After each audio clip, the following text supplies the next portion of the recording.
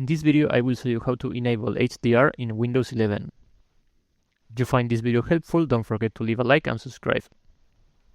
So to enable HDR, first you will need to have a monitor that is compatible with HDR. To enable HDR first, you will need to make sure that your monitor is compatible with HDR.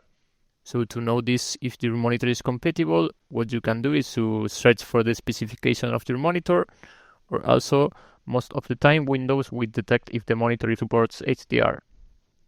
So if your monitor supports HDR, what we need to do is go to the display settings on Windows.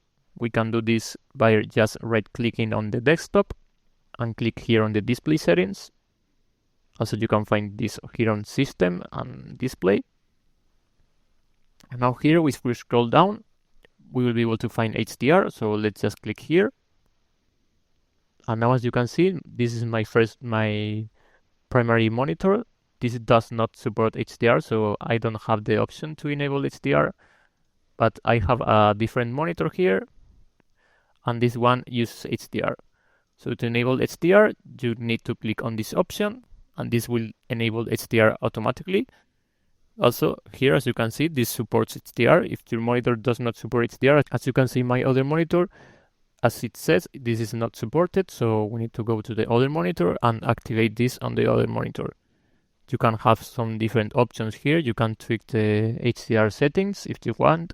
And yeah, that's pretty much it. Thank you for watching.